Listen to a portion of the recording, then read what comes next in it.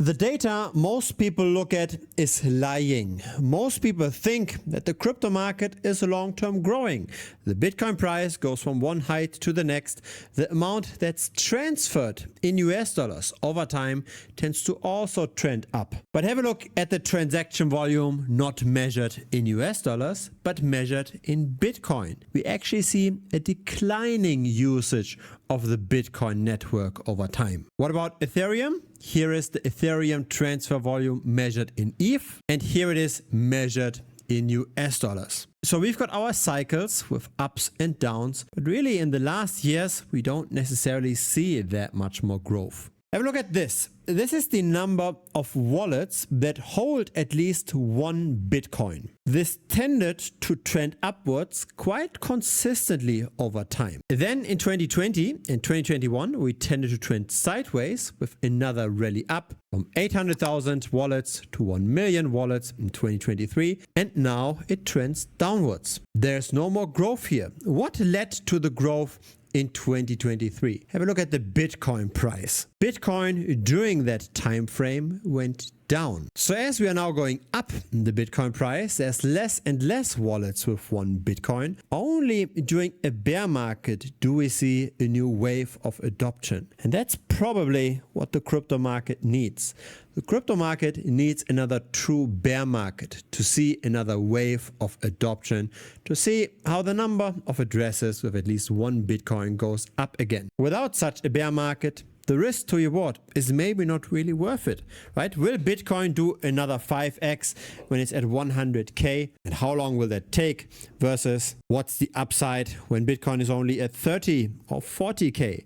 Could it maybe do a 5x from 30K? Probably yes. So everybody in the market is in it to make money. Everybody is approaching things opportunistically. Some people say that this time is different because this time we've got Wall Street participating in crypto, right? This is the number of Bitcoin that's held by the Bitcoin ETFs. It's 1.5 million. It tends to trend upwards most of the time. It's not going up in the last 2 months, but in general, it tends to be a positive trend. Here is the number of Bitcoin that's held by the treasury companies.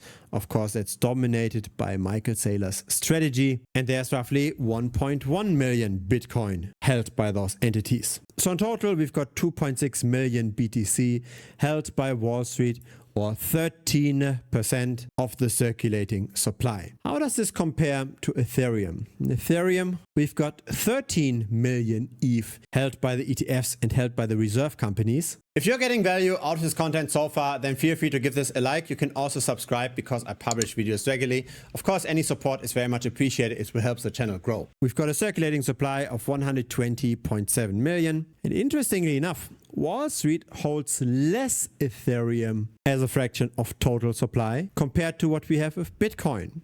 So even though Bitcoin is much larger than Ethereum, the Wall Street interest, relatively speaking, is lower.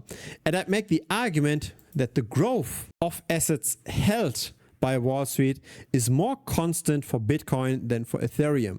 For Ethereum, we have seen pretty much zero growth in the last 2 months. And for Bitcoin, we at least saw some purchases through the treasury companies. Ethereum moved from initially proof of work to proof of stake. That transition happened in September of 2022.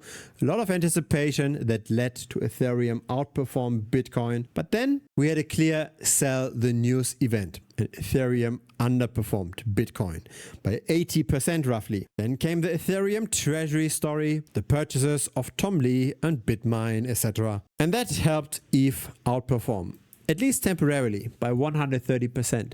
But it seems like the overarching trend is prevailing. Recently, Ethereum is underperforming Bitcoin again. And I think it's reasonable because, again, the purchases by Wall Street for Bitcoin seem to be more consistent than the purchases by Wall Street for Ethereum. We could make the argument that the transfer volume on-chain measured in US dollars is more positive for Bitcoin now than it is for Ethereum. And of course, the majority of that is due to the Bitcoin price doing better than the Ethereum price. Still, it seems like the demand for Ethereum is somewhat saturated. The problem is that Ethereum is very highly correlated with the altcoins.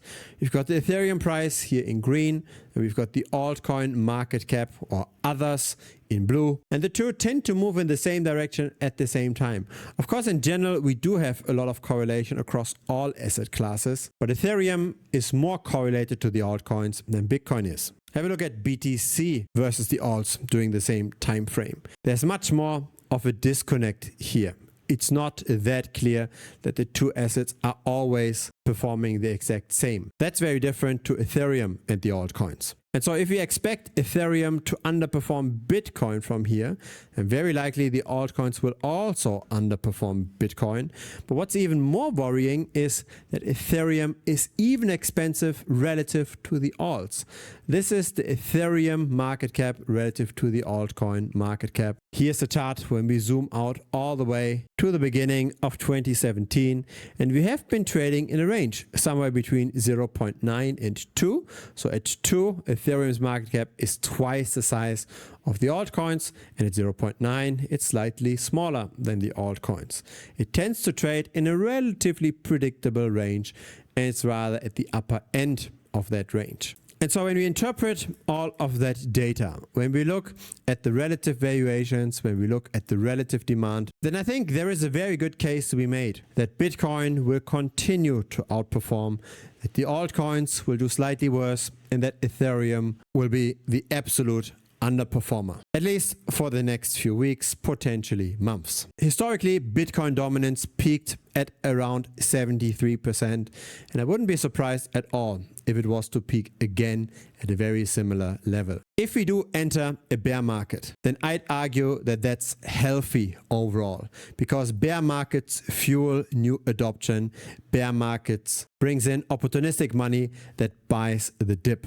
Currently, the dip is not low enough to attract any new purchases. Rather the opposite. Most people think that the 4-year cycle will prevail and that Bitcoin will have a very hard time in 2026. Now, this whole game can be as complex or as simple as we want. We can just dollar cost average into the market, just bet on long-term adoption, bet on long-term devaluation of money, and we are fine. We don't necessarily have to time the market. Alternatively, we can make it very complex, as in we try to follow every single piece of news. We try to get an edge by being more informed than the average market participant. I think the best is a middle ground, trying to still time the market, but not just based on guesswork, based on mathematical approaches that used to work pretty well in the past. And so this is my favorite approach. It's following a technical indicator, the moving average, that historically worked the best. What we see over here, that's the 44-day simple moving average. And the strategy is very straightforward. We go long, we bet on rising prices whenever we are above that moving average, and we bet on falling prices whenever we are below that moving average. Now I've backtested all moving averages from the 2-day to the 200-day, and the 44-day is one of the best. And historically, this worked very well.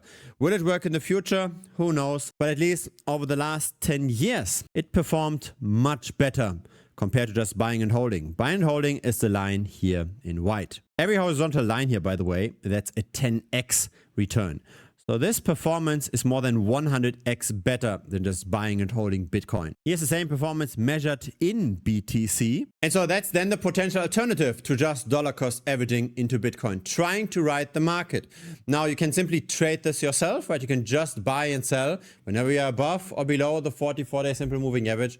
Or if you wanted to, you can also allocate towards that strategy directly. So that's part of the premium membership of this channel. The link is down below. It's thebitcoinstrader.com. A link to premium pops up here on the screen. It will lead you to the website. Thanks again for watching and see you next time. Cheers.